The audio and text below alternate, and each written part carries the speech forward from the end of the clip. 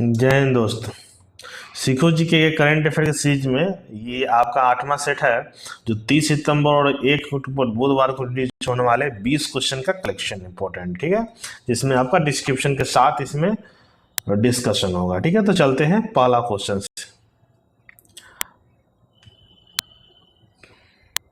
पहला क्वेश्चन है, अरब सागर में आए चक्रवाती तूफान का क्या नाम है जिसे लेकर गुजरात के सौराष्ट्र और कच्छ में लोगों से अलर्ट रहने के लिए कहा गया है।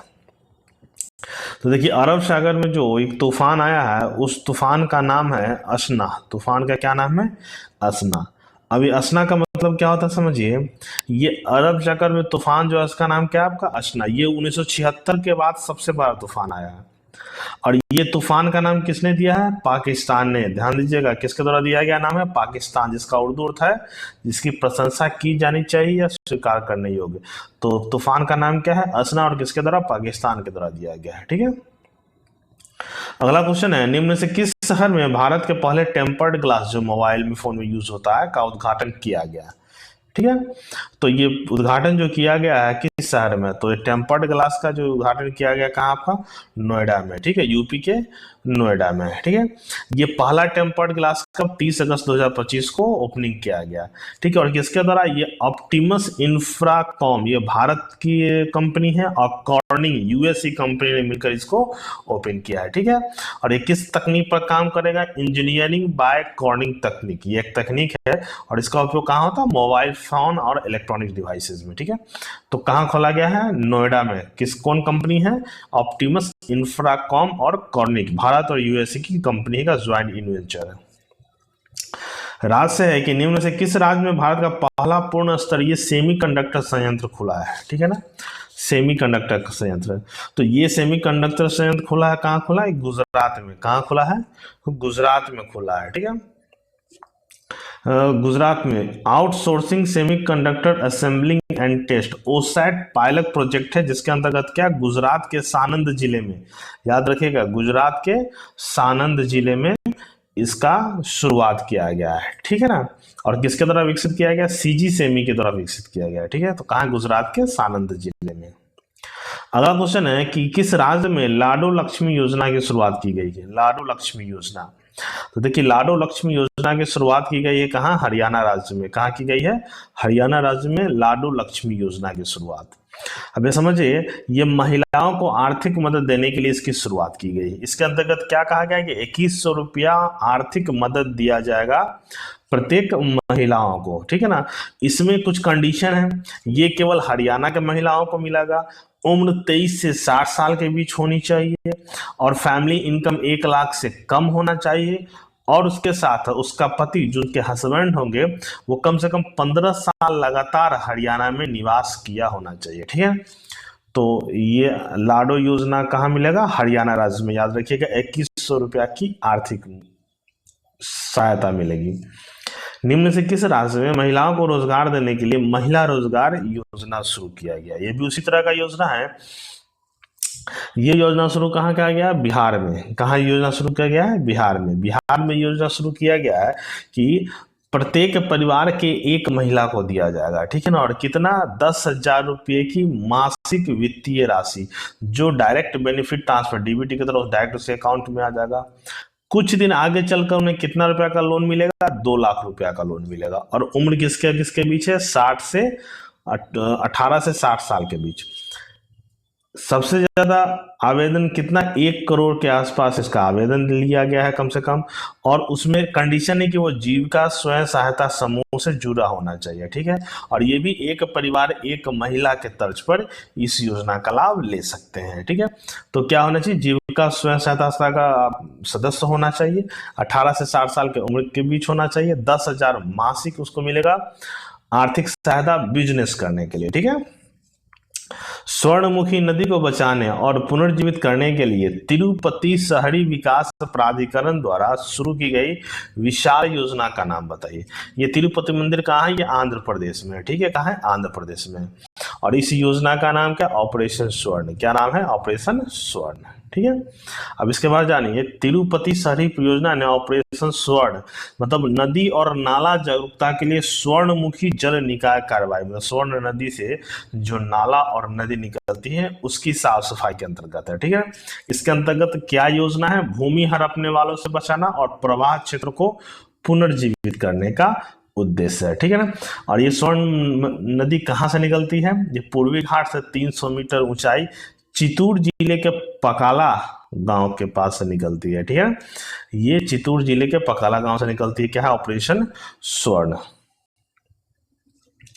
निम्न में से किस राज्य में भारत के सबसे बड़े एयरो इंजन परीक्षण केंद्र का उद्घाटन किया गया है। ठीक है, एयरो इंजन परीक्षण केंद्र, देखिए एयरो इंजन परीक्षण केंद्र का जो उद्घाटन किया गया है वो कहाँ किया गया है, ये आपको किया गया है उत्तर प्रदेश में। कहाँ किया गया है, उत्तर प्रदेश में किया गया। ठीक है, देखिए ये उत्तर प्रदेश के नोएडा जिले के गौतम बुद्ध नगर में इसका शुरुआत किया गया। ठीक है ना, और इसको लगाने वाले कंपनी का नाम क्या है, Rafe M fibre private limited. क्या नाम है, Rafe M fibre private limited, जिसका उद्घाटन किन्होंने किया था, राजनाथ सिंह ने। ठीक है, चलिए अगला क्वेश्चन है 8वां कि भारत और अमेरिका के बीच का युद्धाभ्यास सैन्य अभ्यास का कौन सा संस्करण किया जा रहा है। ठीक है, नाम ही है सैन्य अभ्यास। ठीक है ना, तो ये भारत और यूएसए के बीच जो हो रहा है वो कैमा संस्करण है और 21वां संस्करण है। ठीक है, कैमा है 21वां। ये कहाँ हो रहा है, देखिए युद्ध अभ्यास 2025 उसका नाम ही है।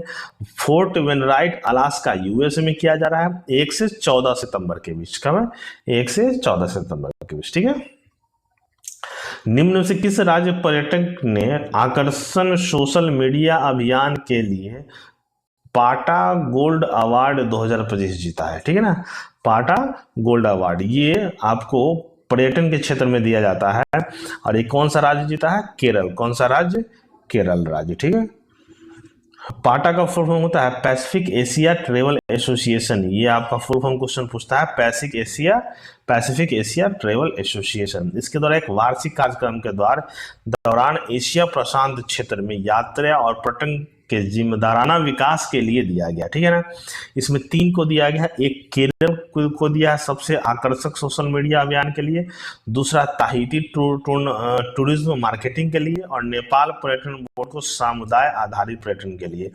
तो भारत का कौन सा है, केरल पर्यटन। ठीक है, कौन सा है, केरल पर्यटन। ठीक है,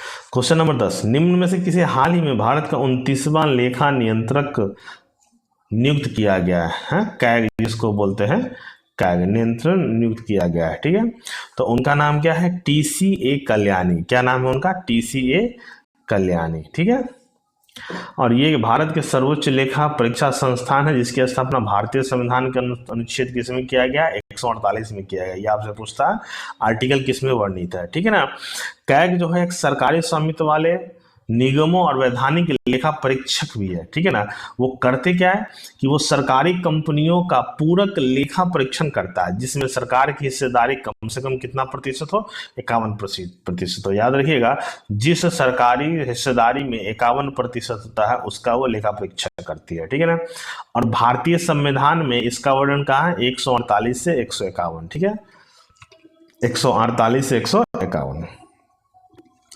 निम्न में से किसे हाल ही में रेलवे बोर्ड का अध्यक्ष नियुक्त किया गया है। ठीक है ना, देखिए रेलवे बोर्ड का अध्यक्ष जो नियुक्त किया गया था वो 2022 में किया गया था। इनको 1 साल के लिए एक्सटेंड किया गया है। ठीक है ना, 1 साल के एक्सटेंड किया गया है। जो 1 सितंबर को रिटायर होने वाले थे उनका नाम क्या है, सतीश कुमार। क्या नाम है उनका, सतीश कुमार। और ध्यान रखिएगा 119 साल के कार्यकाल में, रेलवे बोर्ड के कार्यकाल में ये पहले दलित अध्यक्ष है। ठीक है ना, क्या नाम है, पहले दलित अध्यक्ष है जिसका नाम क्या है, सतीश कुमार। ठीक है, देखिए इसके अगर बात करें भारतीय रेल बोर्ड की स्थापना कब हुई थी, 1905 ईस्वी में हुई थी।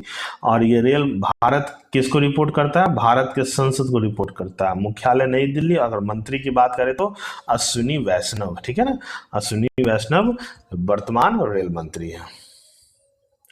अगला क्वेश्चन है, फुमथम वेचायाचाई को निम्न में से किस देश के कार्यवाहक प्रधानमंत्री नियुक्त किया गया। ठीक है, देखिए ये एक वाइस प्रेसिडेंट थे लेकिन प्रेसिडेंट को गिरफ्तारी के बाद या पद से नियुक्ति के बाद इनको पोस्टिंग मिला है कहाँ का, थाईलैंड के। ठीक है ना, कहाँ पर है, थाईलैंड के ये प्रधानमंत्री नियुक्त किए गए, कार्यवाहक प्रधानमंत्री। थाईलैंड के बारे में थोड़ा सा जान लीजिए। थाईलैंड का पुराना नाम क्या है? श्याम देश या श्याम, और दक्षिण पूर्व एशिया का एक देश है। क्या नाम है? श्याम देश या श्याम कहा जाता है। राजधानी बैंकॉक है। करेंसी थाई बात है। अब थाईलैंड के बारे में जान लीजिए, ये एक बौद्ध बाहुल देश है, लेकिन इसके राज परिवार पर हिंदू धर्म का प्रभाव रहा है। ये अपने आप को राजा भगवान विष्णु के अवतार मानते हैं, ठीक है ना। और उसका इसीलिए उसका राष्ट्रीय प्रतीक क्या है? गरुड़ है। ये भी क्वेश्चन आपसे पूछा हुआ है, ये भी क्वेश्चन आप पूछा हुआ, किस देश के राजा अपने को भगवान विष्णु के अवतार मानते हैं, ठीक है। तो थाईलैंड याद रखिएगा। अगला है, निम्न में से किसने नेपाल को हराकर सैफ अंडर 17 महिला चैंपियनशिप 2025 का खिताब जीता है, ठीक है ना। देखिए ये आयोजन कहाँ हुआ था? ये भूटान में हुआ था, ठीक है ना। तो भूटान में जीतने वाले देश का नाम क्या है? भारत। भारत ने नेपाल को 2-0 से हराकर भूटान में इस कप को जीता है, ठीक है। बांग्लादेश को हराकर, ठीक है। भारत ने बांग्लादेश को 2-0 से हराकर अंडर 17 सैफ महिला चैंपियनशिप 2025 जीती है, ठीक है। 16वीं एशिया निशानेबाज चैंपियनशिप 2025 किस देश में आयोजित की गई, जिसमें भारत को पहला स्थान मिला है, ठीक है ना। ये पहली बार है जो आपको फर्स्ट पोजीशन मिला है, ठीक है। और सबसे ज्यादा मेडल भी इन्होंने जीता है। तो किस देश में आयोजित हुआ था? कजाकिस्तान में। किस देश में? कजाकिस्तान में निशानेबाजी चैंपियनशिप एशियाई। अब ये देखिए 16वीं एशियाई शूट चैंपियनशिप सिमंकेट कजाकिस्तान में आयोजित हुआ था, जिसमें भारत 50 स्वर्ण सहित 99 पदक जीता है, ठीक है ना। इसमें 50 स्वर्ण, 26 रजत और 23 कांस्य पदक इन्होंने जीता है। दूसरा स्थान कजाकिस्तान, तीसरा चीन का था। तो पहला स्थान किसका था? भारत। कितने पदक जीते? 99 पदक, ठीक है। महिला क्रिकेट विश्व कप 2025 को बढ़ावा देने के लिए अंतर्राष्ट्रीय क्रिकेट परिषद ने निम्न से किसके साथ साझेदारी की है, ठीक है। तो देखिए महिला क्रिकेट विश्व कप जो 2025 में होने वाला है नवंबर में, उसमें अंतर्राष्ट्रीय क्रिकेट परिषद ने गूगल के साथ साझेदारी की है, ठीक है। और ये क्यों किया गया है? मीडिया प्रभाव को दर्शकों के साथ कनेक्ट करने के लिए और इसको बढ़ावा देने के लिए गूगल के साथ इन्होंने समझौता किया है, ठीक है। अगला क्वेश्चन है, हाल ही में मिशेल स्टार्क T20 अंतर्राष्ट्रीय से संन्यास लिया है, वे किस टीम से संबंधित है, ठीक है ना। तो ये क्रिकेट के खिलाड़ी है, ठीक है। और ये किस देश से? ऑस्ट्रेलिया से। किस देश से है? ऑस्ट्रेलिया से है, ठीक है ना। और ये ऑस्ट्रेलिया से है, ऑस्ट्रेलिया अंतर्राष्ट्रीय क्रिकेटर है और वे न्यू साउथ वेल्स के लिए खेलते हैं। बाएं हाथ के तेज गेंदबाज है और मध्यम क्रम के बाएं हाथ के बल्लेबाज है। तो ये लेफ्ट आर्म बॉलर है, बाएं हाथ के बल्लेबाज है, ठीक है। भारत के पहले AI संचालित जनजातीय भाषा अनुवाद का क्या नाम है, जिसे हाल ही में लॉन्च किया गया है? जो जनजातीय भाषा है संथाली खासी, उसके भाषा को ट्रांसलेट करने के लिए एक AI संचालित अनुवाद खोला गया है, जिस सृजन किया गया है, जिसका नाम क्या है? आदिवाणी। नाम क्या है? आदिवाणी, ठीक है। देखिए भारत के जनजातीय मंत्रालय के द्वारा आदिवाणी नामक एक AI संचालित जनजातीय भाषा अनुवाद खोला गया है, ठीक है ना। ये भारत का पहला ऐसा अनुवाद है जो जनजातीय भाषा को डिजिटलीकरण, संरक्षण और पुनरुद्धार के लिए कोशिश कर रहा है, जिसमें मुख्य रूप से कौन कौन सी भाषा आएगी? संथाली, भीली, मुंडारी, गोंडी, इस तरह की 27 भाषाओं को उसमें अनुवाद करने की सुविधा दी गई है, ठीक है। भारत की पहली पूर्णतः भारत निर्मित सेमीकंडक्टर चिप का नाम बताना है, ठीक है ना। सेमीकंडक्टर चिप का नाम बताना है और ये कहाँ खोला गया है आपको? गुजरात में, ठीक है ना। तो उस चिप का नाम क्या है? विक्रम 3201। क्या नाम है? विक्रम 3201 नाम है, ठीक है ना। अब इसके बारे में जानिए, पूर्णतः का नाम क्या है? 3201। और ये सेमीकंडक्टर प्रयोगशाला ने विकसित किया है, इसरो की। ये इसरो की सेमीकंडक्टर प्रयोगशाला ने विकसित किया है। कितने बिट का है? 32 बिट का है। ये कहाँ उपयोगी हो गया? यह अत्यधिक तापक्रम और अंतरिक्ष की कठिन परिस्थितियों को सामना करने में भी सक्षम है, ठीक है ना। तो नाम क्या है? विक्रम 3201, ठीक है। अगला क्वेश्चन है, भारत के शीत मरुस्थल जैव मंडल संरक्षित क्षेत्र, जिसे सितंबर 2025 में यूनेस्को के विश्व जैव मंडल आरक्षण क्षेत्र नेटवर्क में शामिल किया गया, किस राज्य में स्थित है, ठीक है ना। शीत मरुस्थल जैव मंडल आरक्षित क्षेत्र, तो ये आपको कहाँ है? हिमाचल प्रदेश में। कहाँ पर है आपका? हिमाचल प्रदेश में, ठीक है ना। अब जान लेते हैं इसके बारे में। भारत का शीत मरुस्थल जैवमंडल क्षेत्र हिमाचल प्रदेश के स्पीति घाटी में है। ये बहुत इंपॉर्टेंट है, हिमाचल प्रदेश के स्पीति घाटी में, ठीक है। इसे अंतर्राष्ट्रीय मान्यता भी मिली है।